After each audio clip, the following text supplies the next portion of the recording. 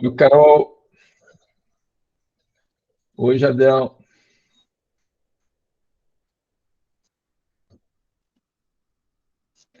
Tudo bom, Carol? Tá me ouvindo, Carol? Oi, tudo bem? Tudo. Oi, Jardel. Tá me ouvindo, Jardel? Boa noite, professor. Estou ouvindo sim, me ouve agora? Pô, tô ouvindo, tô ouvindo. Ótimo, obrigado. Adson, tu tá me ouvindo, Adson?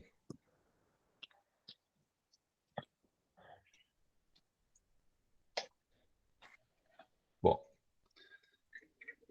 o Adson, o Jardel são nossos alunos do formato digital, Luiz e Jocelito.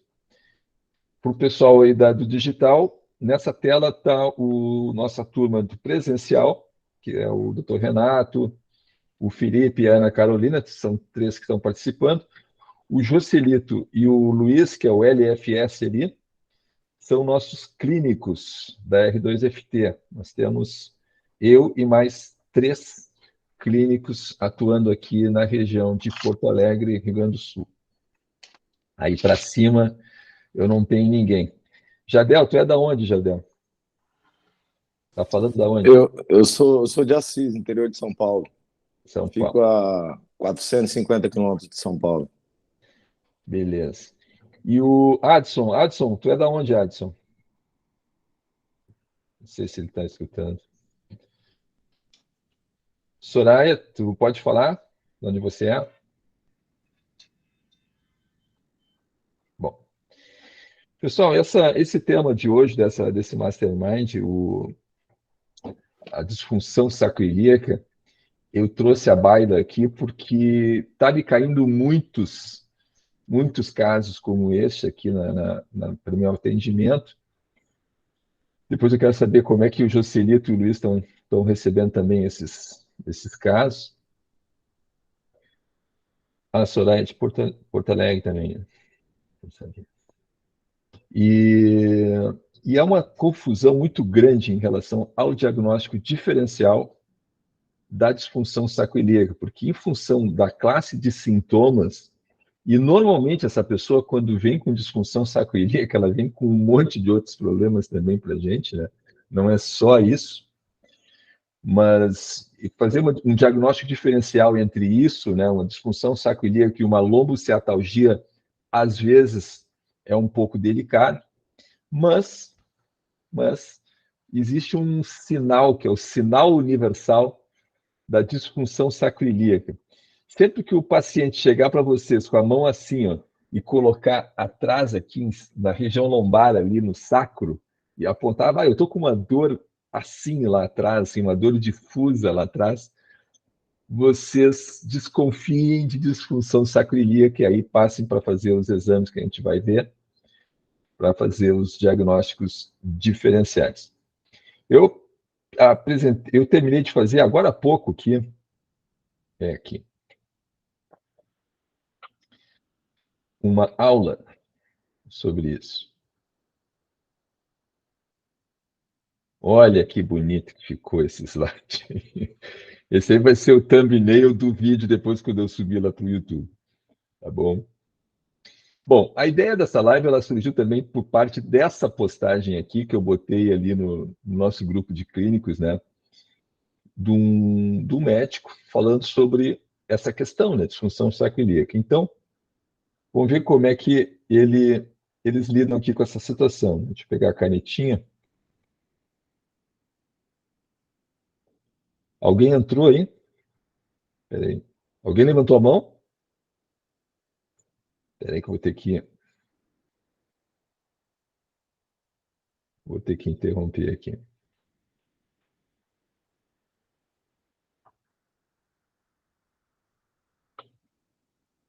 É o Alexandre. Oi, Alexandre. Vamos voltar para a apresentação.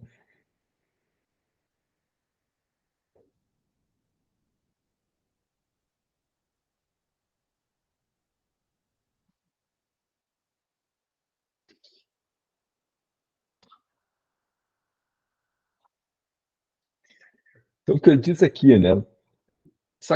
Sacroiliite, que é a disfunção sacroiliaca, é uma das principais causas de dor no quadril e acontece devido à inflamação dessa articulação que fica na base da coluna vertebral, conectando com o quadril. Deixa eu pegar aqui. Essa inflamação causa dor na parte inferior das costas, das nádegas, que pode se estender e irradiar para a perna. O problema pode ocorrer por diferentes motivos e é tipicamente acompanhado por dor e rigidez lombar. Por isso que às vezes é difícil fazer o diagnóstico diferencial para uma lombocetalgia, né? Dor nas nádegas, dor no glúteo também, que é difícil diferenciar também para síndrome do piriforme, e eventualmente irradiada para membro inferior. Lombocetalgia, babá. Dentre as suas principais causas estão, olha só, doenças inflamatórias, alguns tipos de doenças inflamatórias articulares, como espondilite anquilosante, artrite psoríase, promove inflamação, traumas, gravidez, porque a gravidez, em função dos hormônios, provoca maior mobilidade dessa articulação. O diagnóstico é feito através de exames de imagem, avaliação clínica e seu tratamento pode ser conservador através de medicamentos, fisioterapia, através de infiltrações com corticoide, anestésico, com alívio imediato da dor. Espera aí.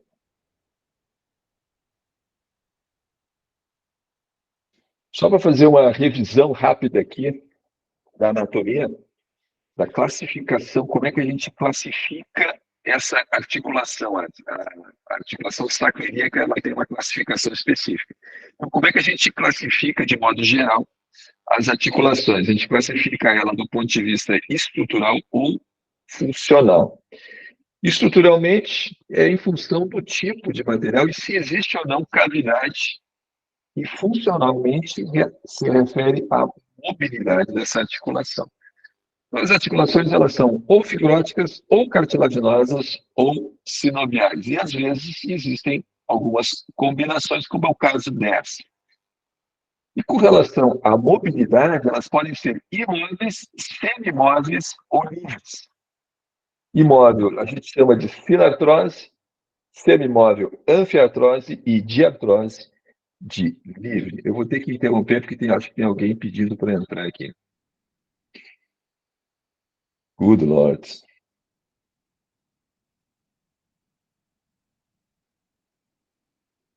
É o Felipe. Oi, Felipe. Boa noite. Opa, tudo bom? Boa noite. Boa noite. Estamos rodando, Felipe, aqui. Beleza. Voltando.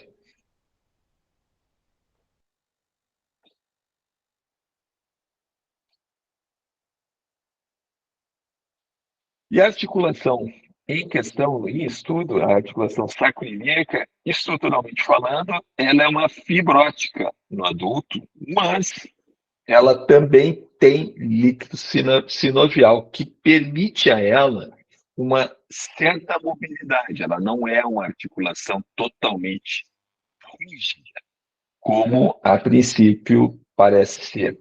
Ela tem alguma mobilidade. E ela é uma anfiartrose, né? Vocês viram aqui, deixa eu voltar aqui, ó, anfiartrose, é semimóvel. Deixa eu voltar aqui a canetinha. Ela é semimóvel, ela é uma anfiartrose fibrótica e sinovial. Tá? Fibrótica no adulto também tem um pouquinho de líquido sinovial aqui, ó. Ela é estabilizada por vários ligamentos, tanto anteriormente quanto posteriormente, e vários músculos, que a gente vai ver agora no andamento. E a principal função dela, né, é absorver as forças compressivas e de movimento da coluna que ocorrem para o quadril. São duas as principais causas da disfunção sacroiliaca: o excesso de mobilidade, que é a instabilidade, ou a falta de mobilidade.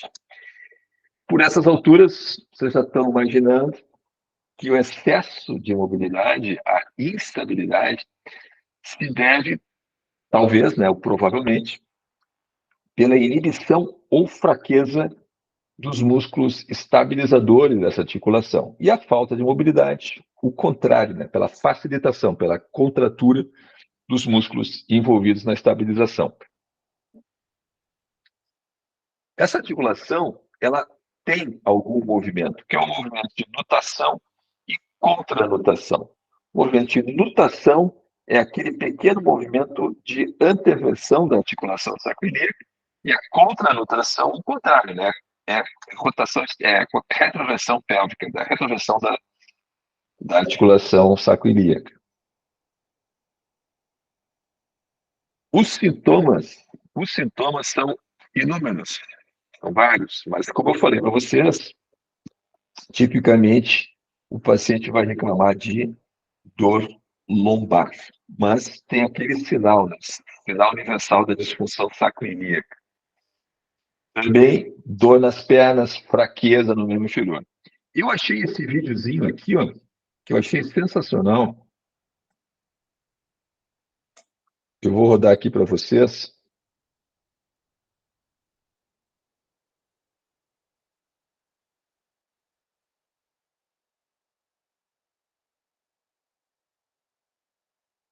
Então, entre a articulação sacroiliaca.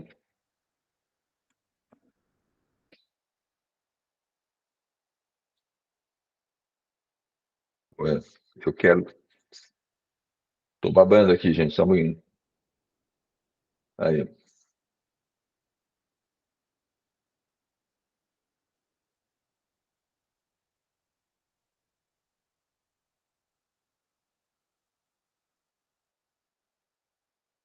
Aí está o movimento, né?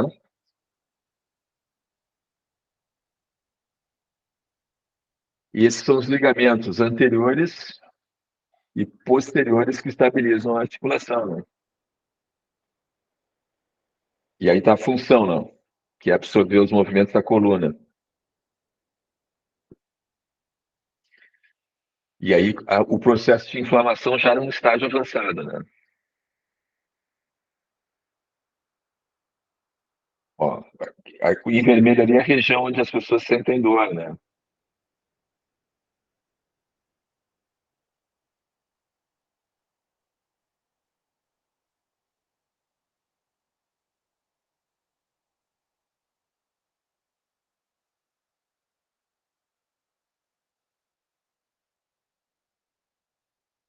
Ó, hipermobilidade, instabilidade ou hipomobilidade, né?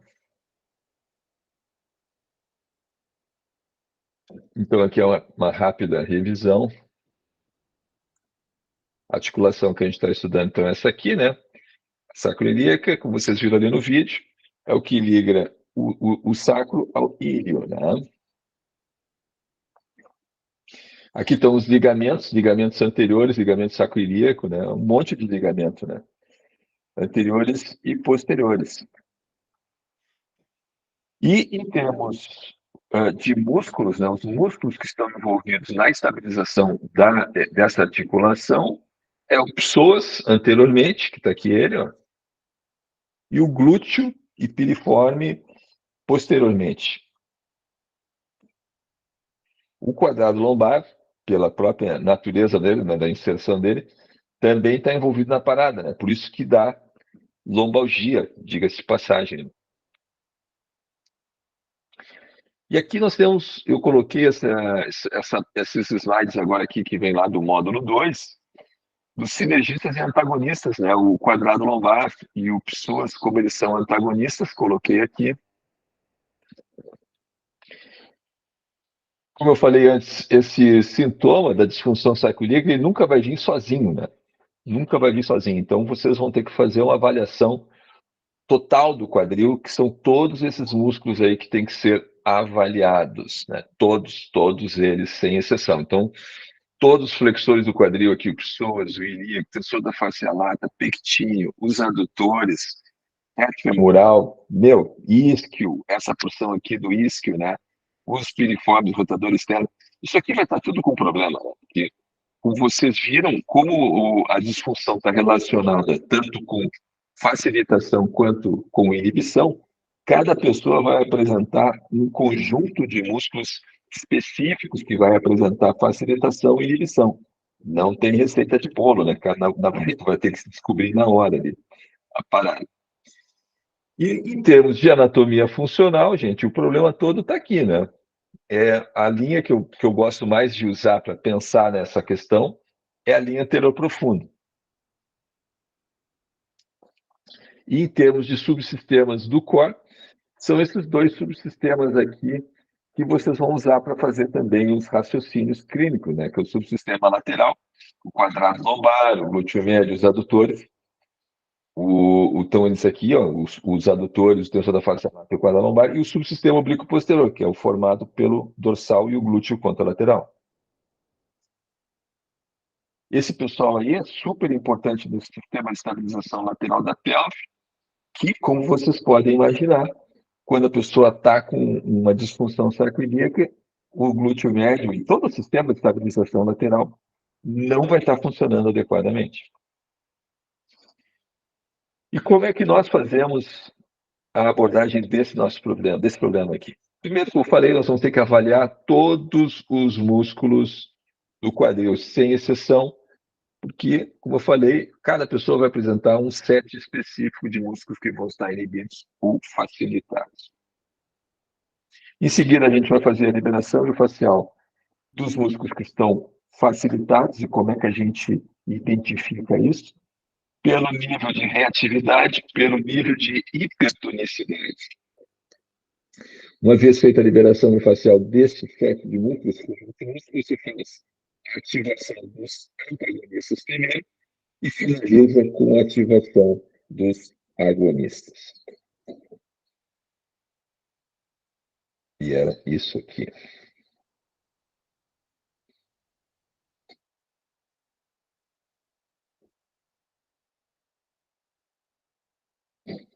Essa era a aulinha sobre disfunção sacroiliaca.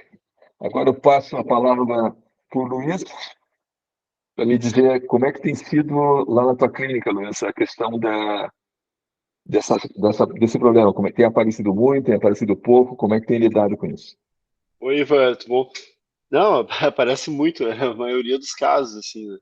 Mas em particular, tem um caso bem atual de um triatleta parado há uns 6 anos e está retornando às atividades, né? E ele está com 35 anos, né? Ele já ganhou um Ironman, então ele é um cara que tinha patrocínio, era bem atleta mesmo. Ele largou por causa de uma pubite, né? Uhum. E foi tratado até com o médico do Internacional, até a equipe de fisioterapia também. E era um caso bem que ele teve que abandonar mesmo o esporte.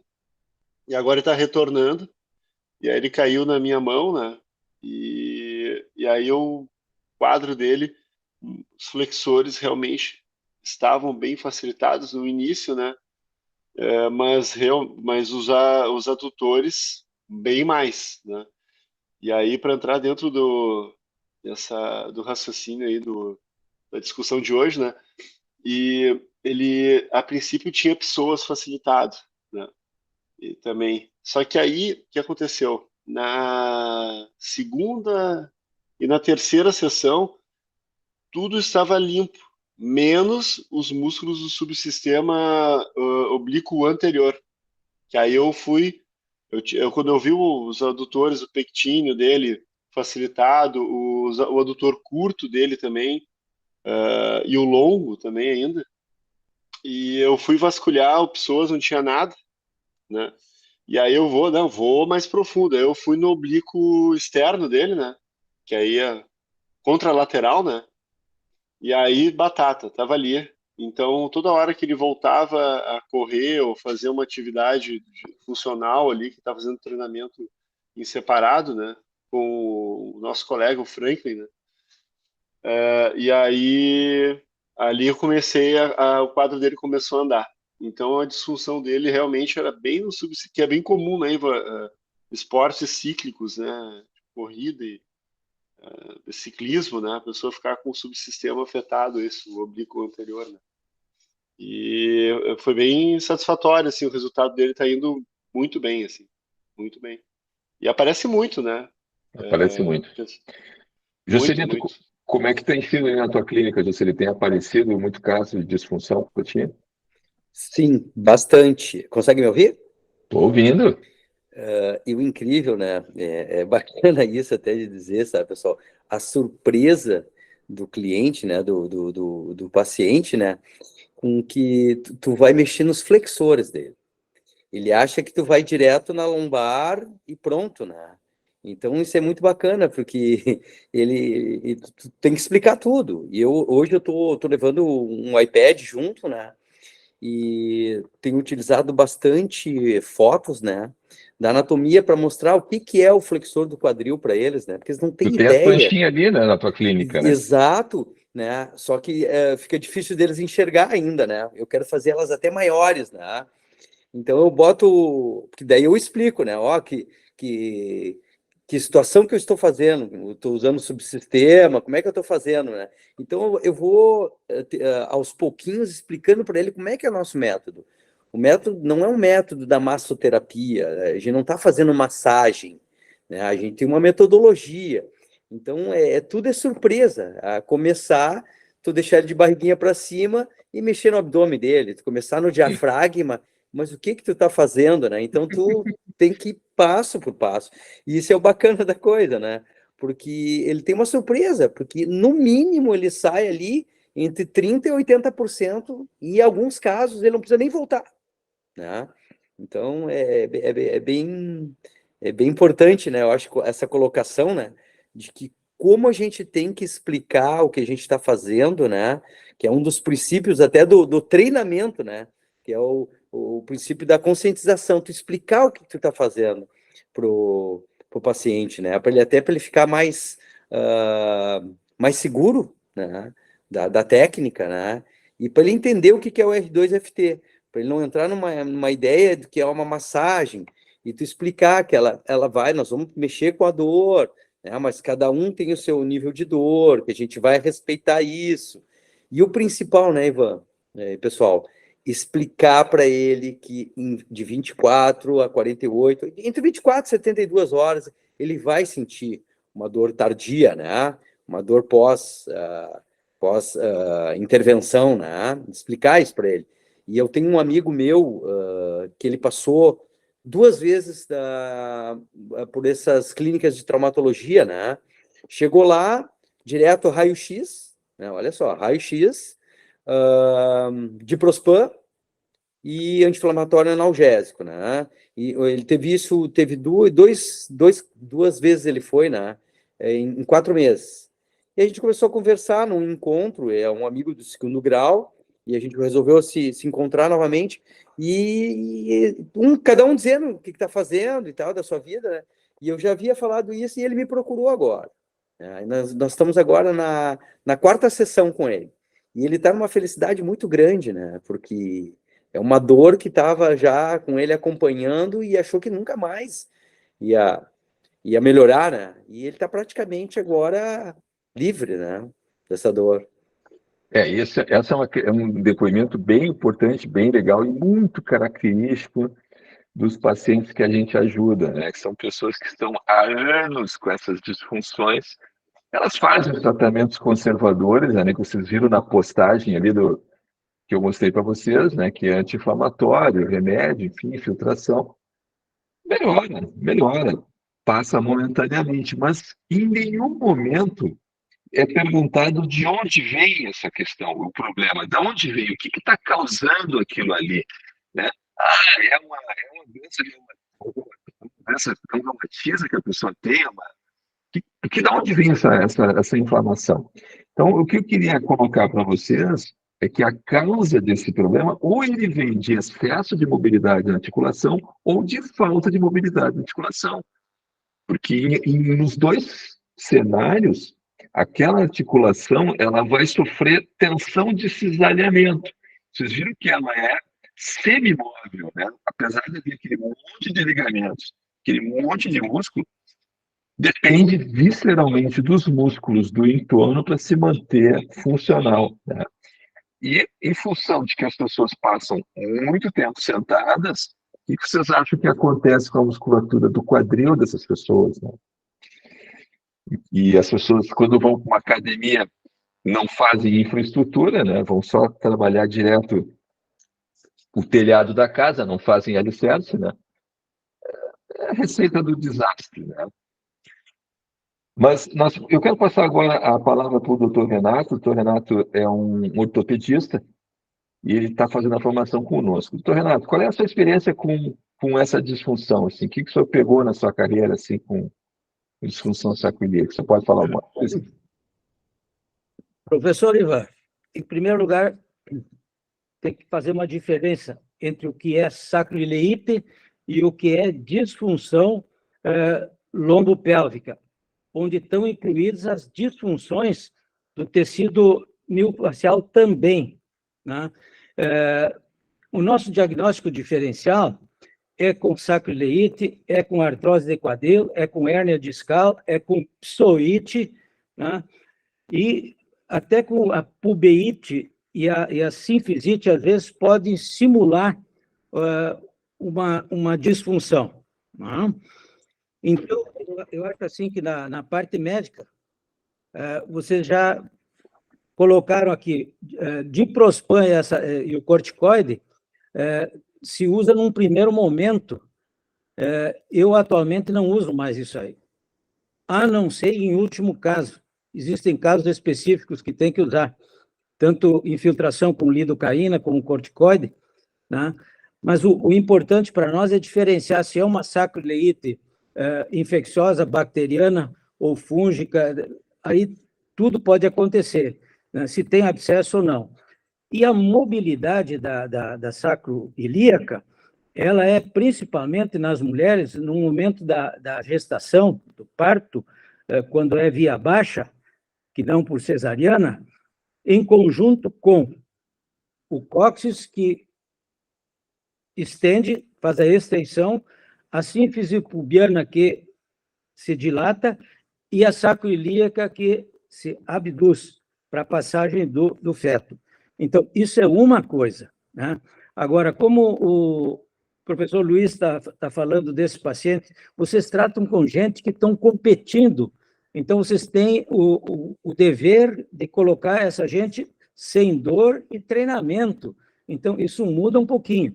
Então, o que eu penso que, dentro da minha categoria, a gente tem que trabalhar para fazer o diagnóstico diferencial, porque nós não vamos conseguir fazer a mobilização do tecido miofascial. Não vai. E ainda mais ortopedista e traumatologista quer o quê? Quer operar. Não querem ficar perdendo muito tempo se o músculo está facilitado ou está inibido, o que tem que fazer. E essa função é muito mais difícil para eles. E dificilmente tu vai ver... Hoje, com as tal de consulta online, é bem mais difícil até deles botar a mão. Então, eles não fazem aquilo que se está aprendendo nesse curso, né? Não fazem. Eu acho que o caminho é certo. Tem algumas coisas ainda que precisa elaborar um pouco mais a nível de diagnóstico. E a minha preocupação hoje é saber a etiopatogenia, né? Esse é o X da questão.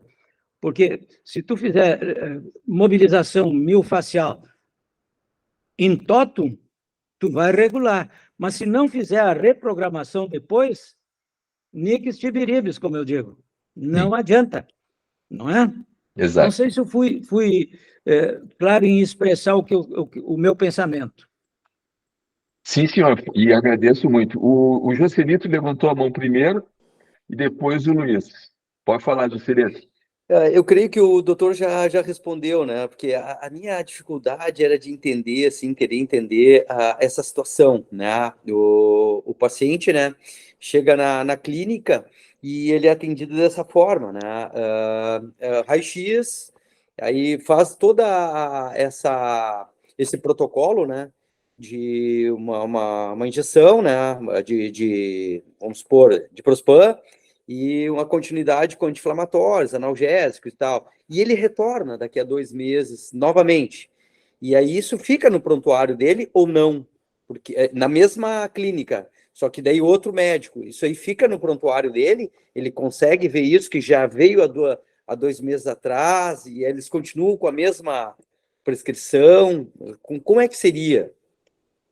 Deve de ficar, né? Depende da clínica, depende do profissional que atende.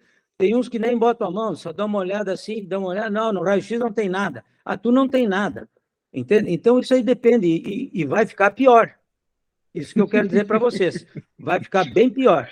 Os doutores nem olham mais para o paciente, tem uns que até têm medo, botam o paciente longe. Tem medo de ficar doente ou pegar uma infecção, uma virose, um fungo, alguma coisa assim. Então, e vai ficar bem pior. O Brasil tem hoje 300 e quantas faculdades de medicina? Sei Só lá. perde para a Índia. 353 ou 300 e lá vai bocado. Os Estados Unidos tem 140 e poucas.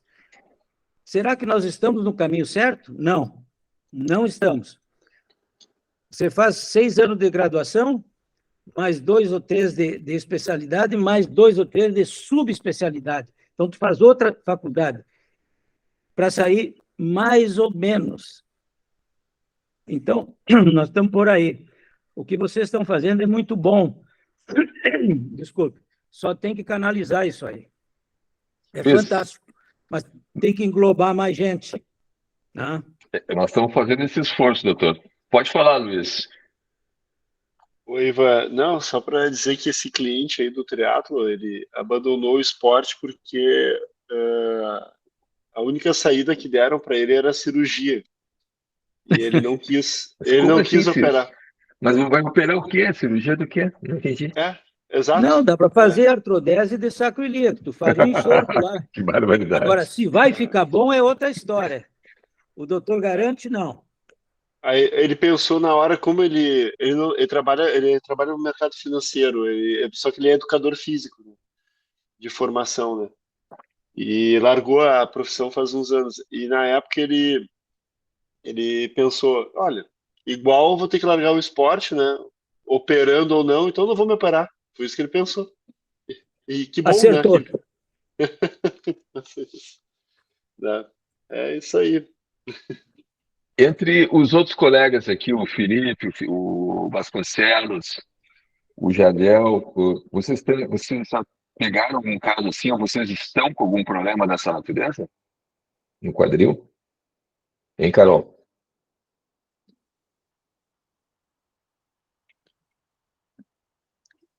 Vocês já trabalharam? Qual é a experiência de vocês com problemas no quadril, seja pessoal ou em alunos? A Carol tem um caso pessoal dela, desse problema. Tem um caso pessoal que eu convivo há anos, mas ao longo do meu trabalho eu já vi algumas coisas acontecerem relacionadas a quadril, mas mais bursite trocanteriana mesmo, já instaurada. Mas agora eu começo a desconfiar, né? Aprofundando mais nesse assunto, eu começo a desconfiar que pode ser que eu tenha uma aluna com essa disfunção aí. Que ela está reclamando de dor na lombar, mas ela também é terrível, né? Porque ela faz todos os dias, ela se entope de exercício. É difícil, está sendo bem difícil para mim, assim, eu estou tentando. Uma delas eu já consegui, é uma dupla. Uma delas eu já consegui fazer ela entender que não adianta ficar ali fazendo 3, 4 aulas, mais musculação, todos os dias, né? Era uma loucura, mas essa ainda está difícil. Esse tipo de comportamento assim que tu está citando, eu já falei, inclusive, isso num vídeo no Instagram, e é recente, inclusive, né? É treinamento ou autoflagelo, né? Exato, eu mandei o vídeo para elas, eu mandei. Adorei, porque eu tinha falado naquele dia sobre esse assunto com elas, cheguei em casa, tu tinha feito aquele vídeo, mandei na hora. Deu na testa, acertou na testa dela. Sobre o que estávamos falando hoje, aí mandei. Abrindo um parênteses, né, mas pegando esse tema aí que a Carol colocou, aquele vídeo eu fiz em função de uma paciente de Novo Hamburgo que está vindo aqui se tratar, e ela chegou assim, com um aspecto acabado, assim, ela estava destruída, a mulher estava num quadro de sofrimento global, assim, intenso. Isso, mas qual é o teu problema? Eu tô com dor nas pernas, dor na lombar, dor nas coxas. E a mulher é uma mulher de 53 anos, uns trinques, assim, uma baita massa muscular, uma mulher malhada, malhada. E eu perguntei para ela assim, tá, me conta do teu treino, assim, quantos dias por semana tu faz o membro inferior? 5. Eu Bah, digo, como? é, Como? 5 dias? por favor. Mas isso não existe. Eu disse, não, eu faço 5 dias por semana. Tá, e me conta qual é a tua estrutura de trabalho, então, o que que tu faz nos 5 dias? Ela ficou pensando, assim, ela não sabia dizer. Ela não sabia dizer. Não Então, tem, mas não pensam. ela não pensa, ou seja, o professor dela deve inventar na hora o negócio e dar pau e dar pau. Aí, tá, mas vamos ver qual é a carga. Tu faz agachamento livre? Eu perguntei para ela assim, sim, faço agachamento com barra livre. Uma mulher que pesa 55 quilos. Tá, mas qual é a carga que tu bota? Ah, eu boto 3 anilhas de 10 de cada lado.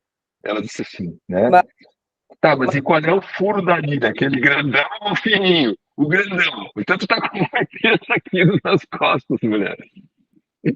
60 mais os 20 da barra, né? bah. A mulher tava com 80. E quantas repetições? Ah, eu faço 15 repetições.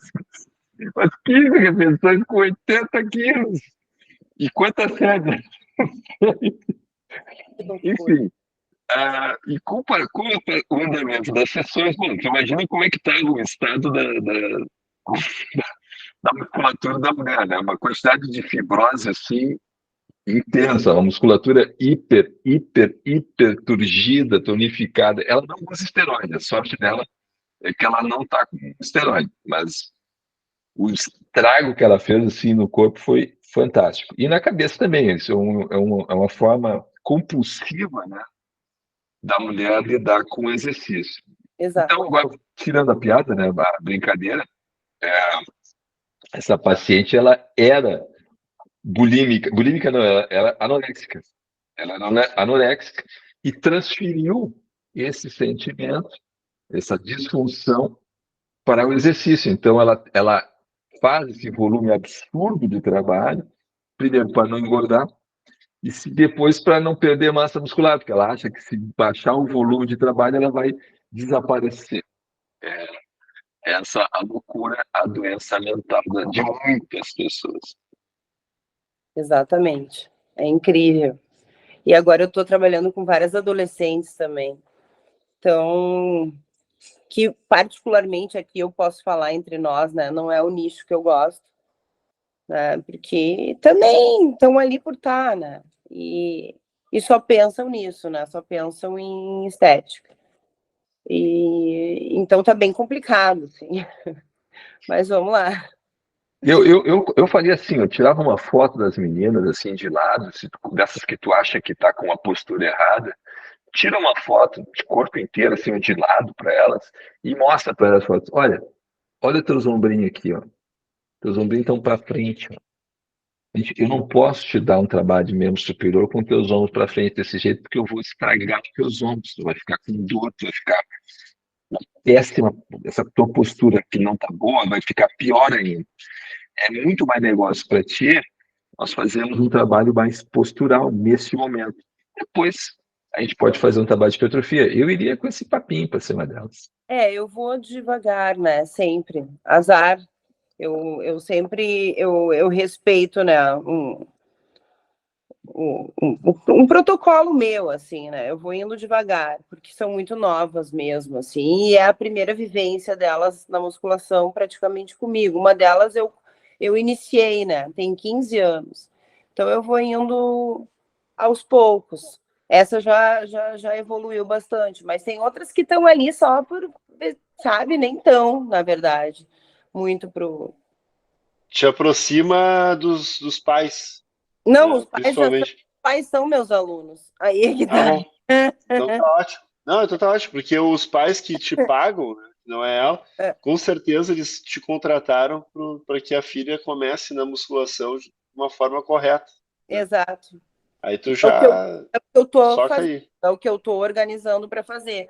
Mas fica difícil delas entenderem que tem coisas que a gente que não são feitas em aparelhos, que não são usufruídos da academia, né? Tipo, fazer um exercício postural, fazer a liberação. É difícil delas entenderem que isso A faz, função disso. entendeu? Que isso é importante. Na cidade eu também não estava nem aí, nem entendia. Tanto é que hoje eu tô como eu tô, né? Comecei errado. Já fala isso pra elas também. Eu falo também, Isso. falo por experiência própria, gurias, eu digo. Mas Aí é ela fica assim, essa velha que tá me dessa vez, ligando. exatamente. Sim, né? Para quem tem 13, 15 anos, 40 é velho, né? Podia ser minhas filhas, na verdade. Frouxo, né? É.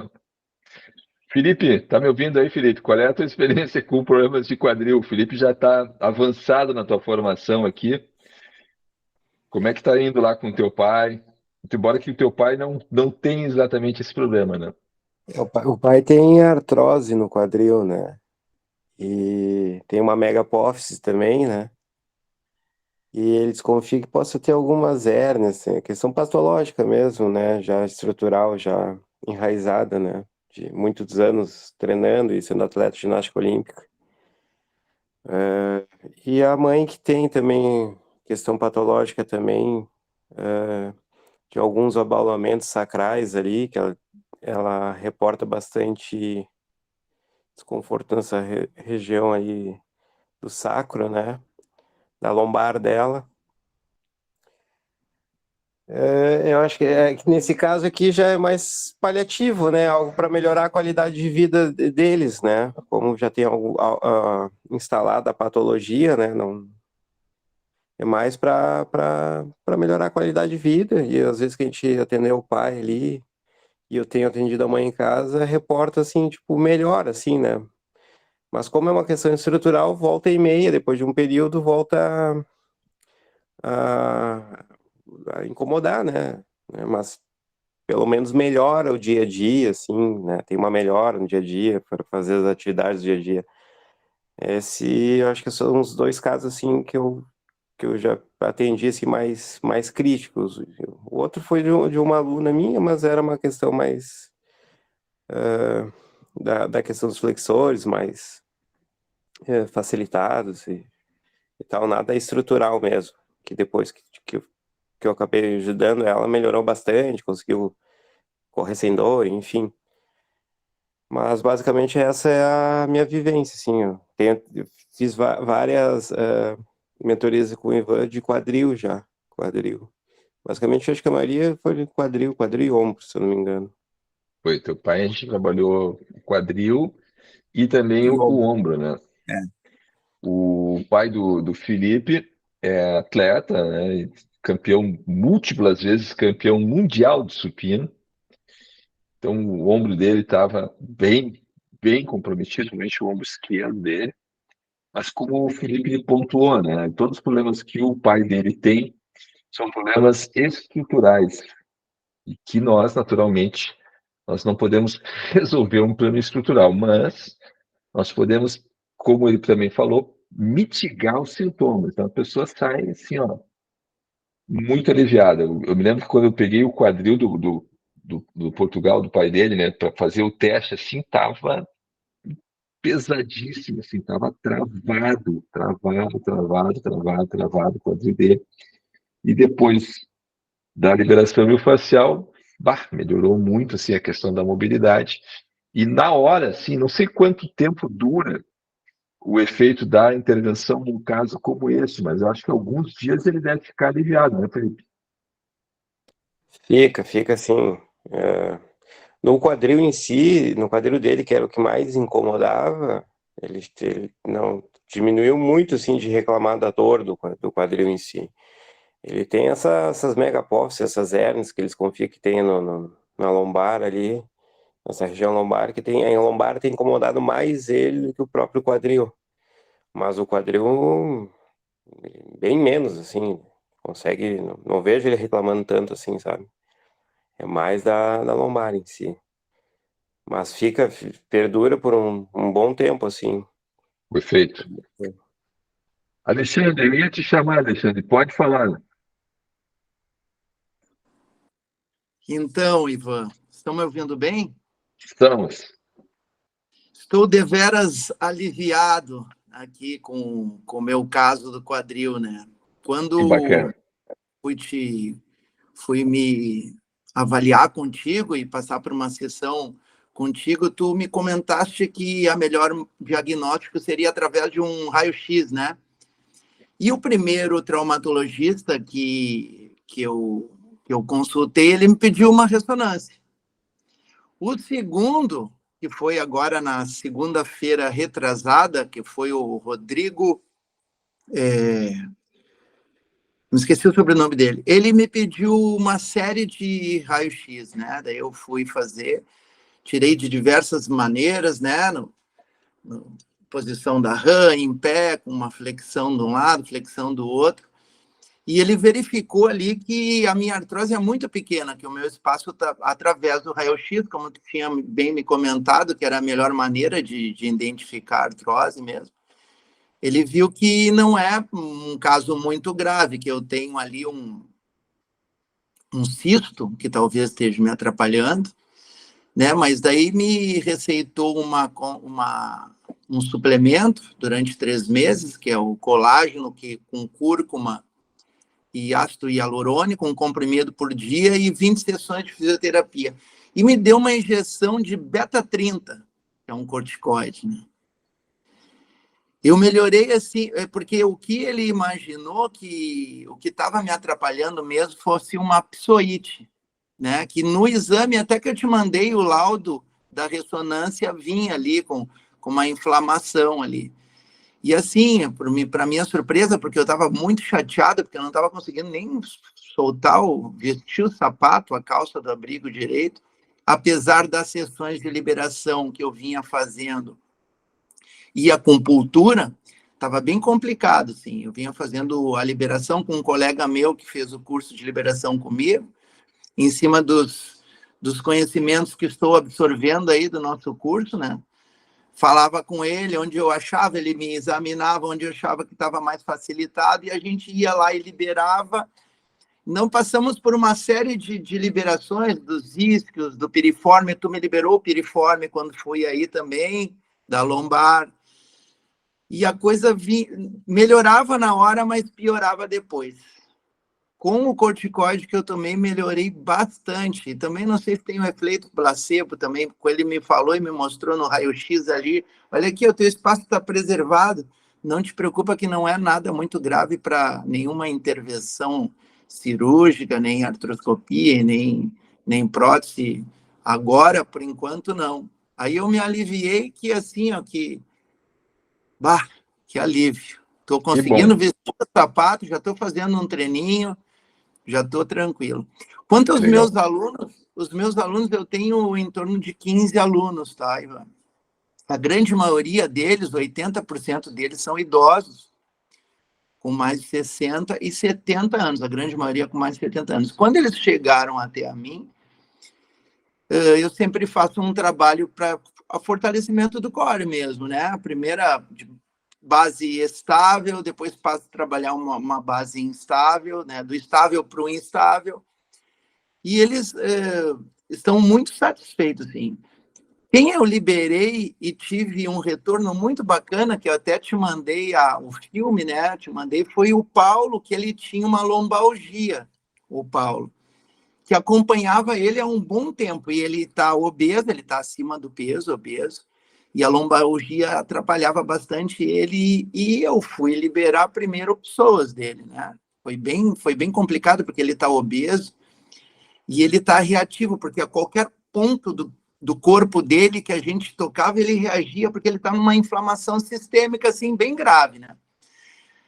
Mas eu vim atendendo ele com a maca na casa dele, uma vez por semana, insistindo ali em liberar ali o psoas e a parte posterior da coxa e da perna dele também, que eu senti que estava um pouco mais contraída, porque ele trabalha muito tempo sentado, é um engenheiro. e fazendo os fortalecimentos na academia, na musculação da parte do core. Ele está sem dor já há 2 semanas. Perfeito.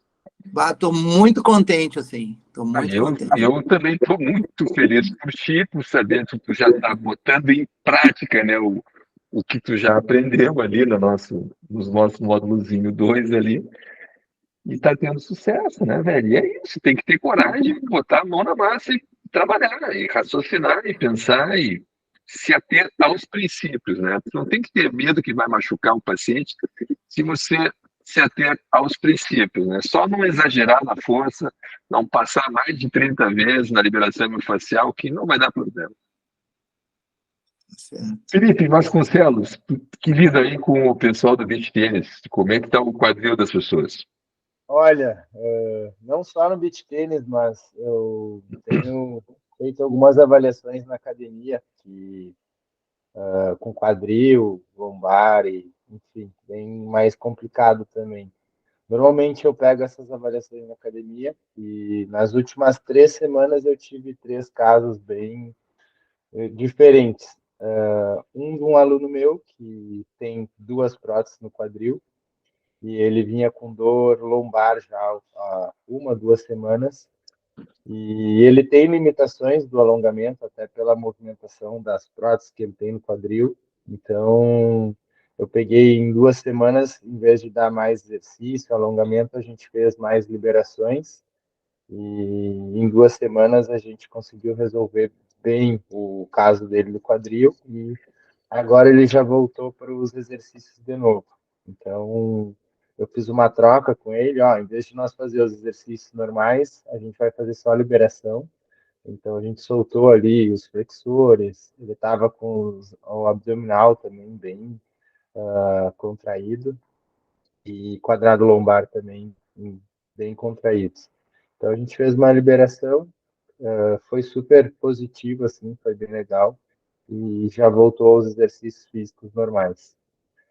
Semana passada eu tive uma menina que os professores também me mandaram para avaliar. Ela fazendo terra stiff, vinha com muita dor lombar. Então fui avaliar ela, fiz todas as avaliações que a gente fez na nossa prática do quadril e não achei nada demais assim. O que me veio bastante foi o paravertebral dela, muito contraídos. E aí foi o que mais ela gritou também. Aí eu fui, soltei paravertebral dela ali, fui até as escápulas, e é onde ela mais tinha contração. E depois eu refiz os testes dos exercícios que ela sentia dor, e funcionou. Uma sessão que a gente fez ali, a avaliação, foi super positivo. Ela voltou quinta-feira já para os treinos, fez os exercícios de terra stiff, a gente fez algumas correções nos exercícios e foi super bem. Essa semana ela deve treinar, acho que um pouquinho mais normal. Tu não E eu testaste o psoas dela, os flexores do quadril? testei, mas não tinha nada muito reativo.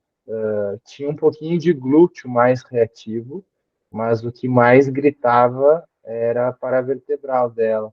Não, É, não, não. essa situação que tu está trazendo aí, né, que a pessoa está reclamando de dor lombar, fazendo terra, fazendo agachamento, e tu percebe, né, o paravertebral está facilitado, a gente só tem 2 maneiras de raciocinar, né? Ou é o trilho sinergista do paravertebral, que no caso seria o glúteo que está inibido.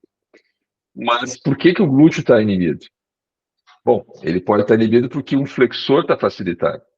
Então, eu faria esse raciocínio, olharia algum flexor dela deve estar ferrado, velho. Algum flexor dela, se é o psoas, o ilíaco, pectíneo, adutor, a porção proximal ali medial, tensor da face lata, reto femoral, a linha toda do tensor.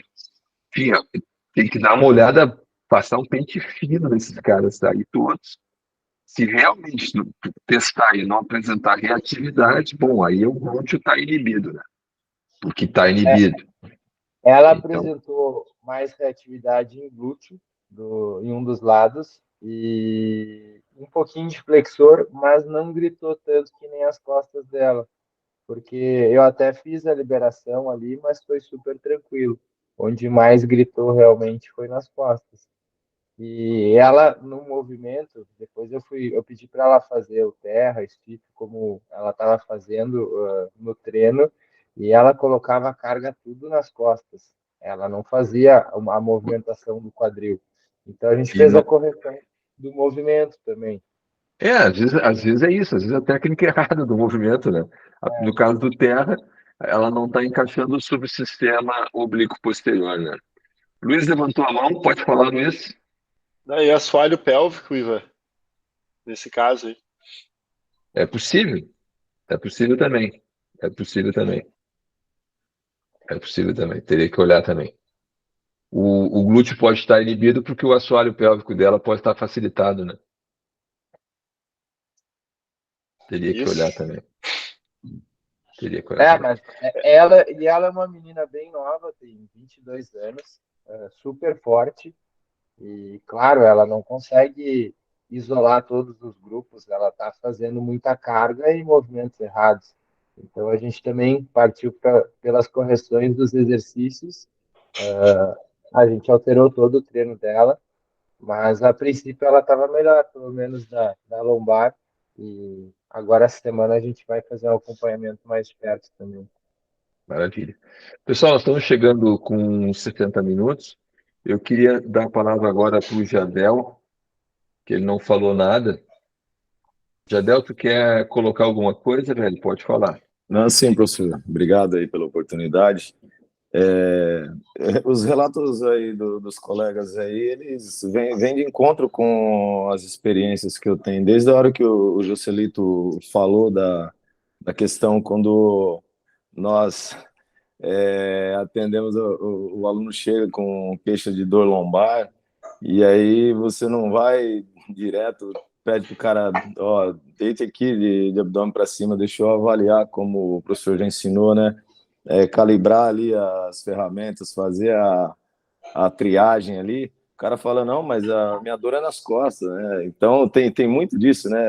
As pessoas, quando não acreditam que outras disfunções podem estar gerando os desconfortos, as dores, o sacrifício que ela vem carregando aí, a gente sente um pouco pelo menos eu sinto um pouco de dificuldade das pessoas entenderem. E eu achei legal, Celito, a hora que você falou que você está levando o iPad, você está mostrando na prática para os seus alunos o que está acontecendo e como pode ocorrer a disfunção, que está levando ele a sentir a dor, que aí também são os aspectos comportamentais que estão associados, né? Então, assim, eu atendo um público bem variado, desde médicos que passam muito tempo sentados, advogados, representantes, por exemplo, o cara que viaja de carro o dia inteiro, dirigindo para lá e para cá, e atendo também o pessoal que joga futebol, então tem uma demanda bem grande da galera do futebol aqui, só que aí o futebol é diferente, né? Eu tenho 43 anos, eu jogo com um moleque de 19, 20, 22, 25 anos, e a molecada toda fodida de dor lombar. E aí, alguns que eu acabo atendendo, você vê que é totalmente rígido, descompensado, força excessiva numa cadeia anterior, no caso, os músculos muito facilitados, né? E a cadeia posterior com baixa flexibilidade, músculos inibidos, enfim. Eu acho que, no geral, foram muitas informações, e como eu fiquei por último, acho que eu peguei todo mundo que falou aí, deu o relato. Então, assim, eu tenho atendido bastante gente, e essa parte de liberar esses músculos que, no caso, os flexores do quadril, igual você citou, professor, agora, no último caso aí do Felipe, falando do pessoal do beach tênis aí, atendendo essa menina com dor lombar também, vira e mexe eu me deparo com situações no trabalho de levantamento de terra e stiff, com dores lombares. O glúteo facilitado é algo que eu encontro bastante.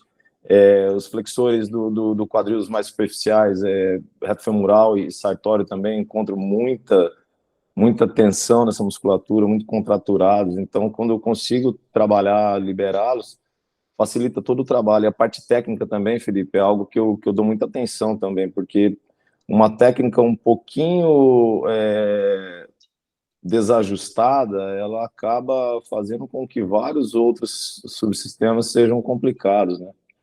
Então, assim, professor, eu tenho gostado da formação, apesar de estar no início dela, e é algo que eu estou encontrando bastante lucidez para trabalhar e, com certeza, ser mais consistente na minha fala, na entrega com os meus alunos. Eu só tenho a agradecer aí, eu estou bem no início ainda aí.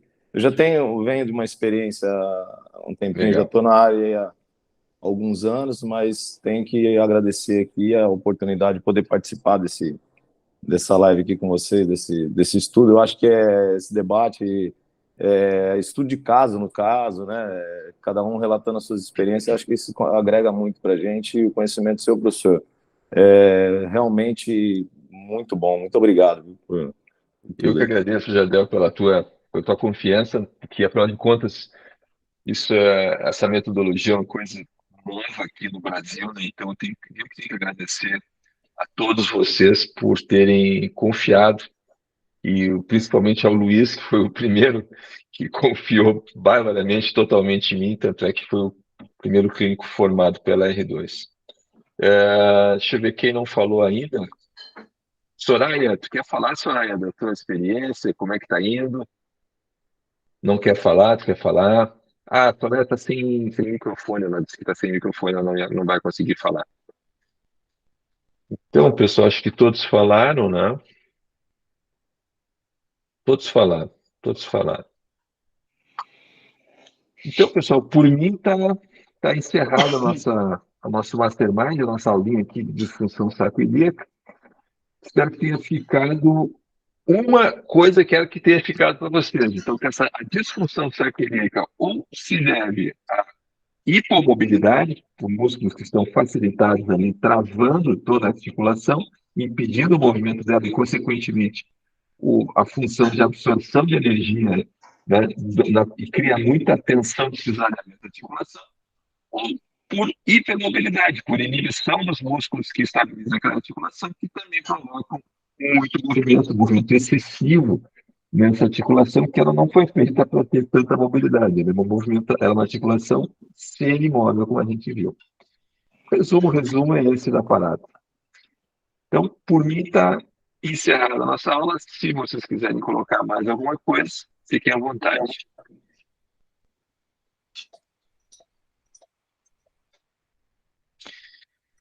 Podemos encerrar? Claro. Isso aí, cara. Tava muito produtiva a live, Ivan. Muito bacana.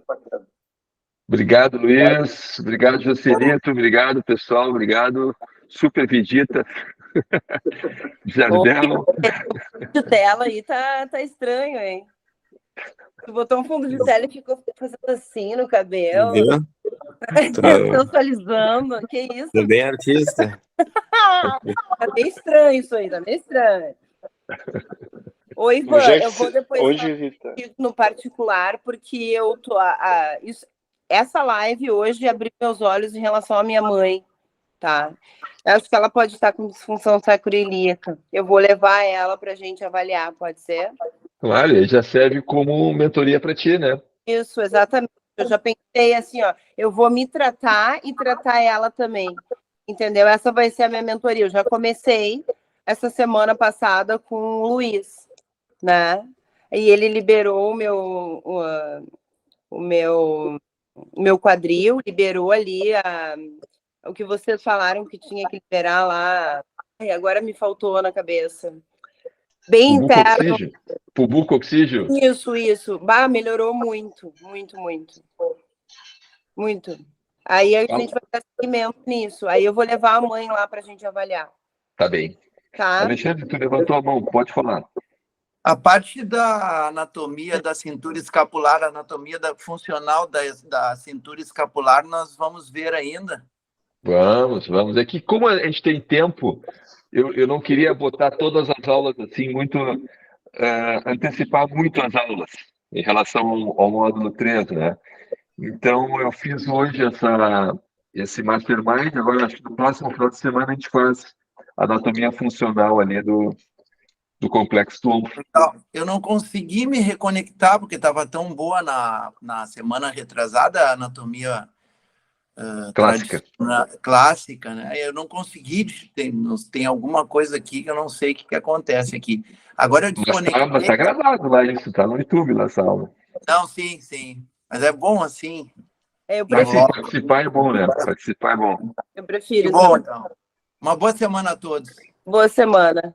Pessoal, muito obrigado a vocês pelo tempo de vocês. Uma boa noite, uma ótima semana. Até o próximo encontro. Muito obrigado. Valeu. Tchau. Tchau, gente. Tchau. Tchau.